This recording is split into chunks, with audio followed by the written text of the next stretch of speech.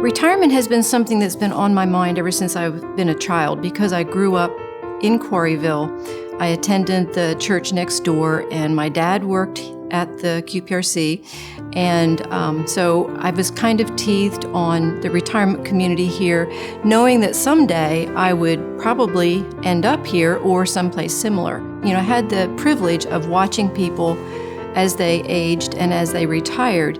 Some would do it gracefully and some didn't.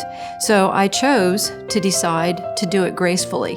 To stay active, to stay vibrant, to stay involved is to make yourself, to discipline yourself, to look outside yourself and to look for diversity. Look for something that's different from you and not just try to cluster yourself together with everybody that's just like you. And I think a lot of people just want to feel good. They just want to feel satisfied with their life. Some people love change and some people don't like change, and that's okay. I enjoy finding people who are different and finding a way that I can like them better just by focusing on the positive things. Oh, I'm sorry. She doesn't like my philosophy, sorry. It's too deep for her.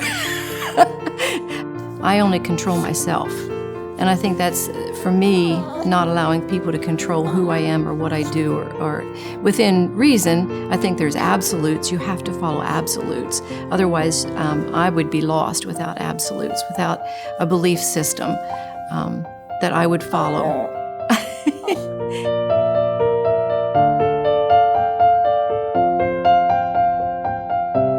I think that we're all responsible for what we believe. We're all at a different stage in our development, depending on our backgrounds, how we were raised, and then experiences that we've had through the years, we change. Here again, my personal experience, having grown up here, seeing people coming and dying, for me growing up, it was just a normal part of life. And then I became a nurse, so I was with people as they went through the stages of dying.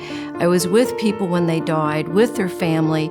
So I saw it from that side growing older. I see people who are come into the apartments, and I see them as they go through the levels of care, and they're gone, and their ministry is missed, their personalities are missed, but their spirit is still, I can still remember them. There's a lot of things that happened during my life, and I think the Lord has given me those experiences so that when somebody else goes through the experience, I can empathize with them. Not just sympathize and pity, but empathize, saying, yes, I know, I've been touched by that, I know.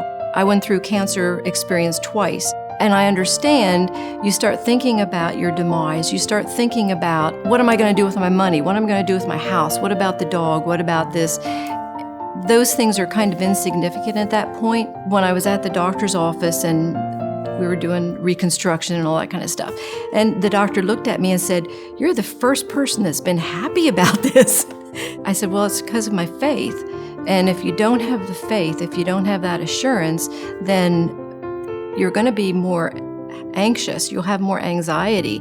I think the sovereignty of God overrules everything. And I think that believing in the sovereignty of God takes all the responsibility off of me, because if I depend on Him for my strength, depend on God's sovereignty for everything that happens, depending on Him to give me the skills that I need to respond to the negative things that are happening, I know that He's sovereign, that He's in control.